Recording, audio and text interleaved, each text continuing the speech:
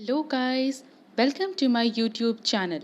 In today's lecture, I would be teaching COPD, that is chronic obstructive pulmonary disease. It has four diseases. First, chronic bronchitis, second, emphysema, third, asthma, fourth, bronchitis. So, I would be discussing chronic bronchitis under following headings. First, definition. Second, clinical features. Third, signs and symptoms. Fourth, its complications. And fifth, management.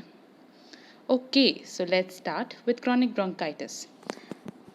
Now, the definition: persistent productive cough for at least 3 months in at least 2 consecutive years without any unidentifiable cause. So, this is the basic definition of chronic bronchitis. Basically, damage to the airway occur because of chemicals or cigarette smoking, industrial gases, or motor vehicle exhausts. So, the morphology being hyperemia and edema of mucous membrane, and excessive mucus, mucopurulent secretion, less the epithelial surfaces. So, now let's move on to the clinical features of chronic bronchitis. The first is productive cough. The second is sputum, increased sputum, which is mucopurulent or purulent. Third, cyanosis. Fourth, decreased muscle mass.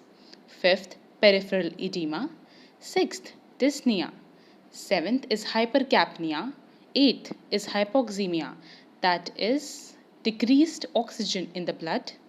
Ninth, long-standing cases may precipitate cor pulmonale and cardiac failure. 10th, death may occur because of respiratory infections. Now let's move on to the signs and symptoms. The first is shortness of breath. Second, wheezing. Third is use of accessory muscles of respiration. Fourth, barrel-shaped chest. Fifth is tachypnea. And sixth is prolonged expiration. So here we can hear wheezing. Now, complications. First is secondary bacterial infections. Second is secondary polycythemia. Now, what is this secondary polycythemia? It is basically increased erythropoiesis, which can increase the viscosity of blood, thus causing thromboembolic episodes. Now, the third is type 2 respiratory failure. So, type 2 respiratory failure occurs because of decreased PaO2 and increased PaCO2. So, if CO2 is increased, that is CO2 retention occurs, this is called as carbon dioxide narcosis. Fifth is pulmonary hypertension. Sixth is right ventricular failure. Now, right ventricular failure occurs because of increased afterload of right ventricle. Now, tricuspid regurgitation. Tricuspid valve is between the right ventricle and the right atrium, and regurgitation is the backflow of blood. Eighth is hepatomegaly. Ninth is ascites. 10th, increased jugular venous pressure. Now I move on to the management. First is modifiable, that is smoking cessation. Second is vaccinations.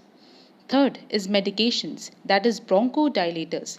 So there are various categories of bronchodilators, that is sympathomimetics, non-sympathomimetics. Then you can also administer theophylline, etophylline, etc. Second is corticosteroids. Now here systemic or inhalational like prednisolone, methylprednisolone, etc. Third is antibiotics for secondary bacterial infections. Now fourth is oxygen therapy for treatment of hypoxemia. Fifth is ventilatory support, that is NIV, non-invasive ventilation. Non-invasive ventilation means without endotracheal tube. Sixth is surgical intervention. So, lung transplantations can be done in severe cases. Seventh is pulmonary rehab, which is long term treatment of chronic bronchitis. And eighth is airway clearance techniques like autogenic drainage and ACBT, etc.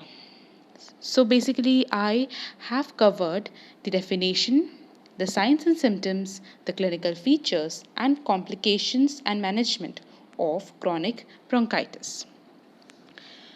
Okay, guys, so if you find this video informative, please do not forget to like and share this video with your family and friends.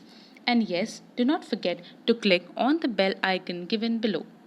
You can give your suggestions in the comment box given below. I will be back with another video soon. Till then, keep learning and growing. Bye bye.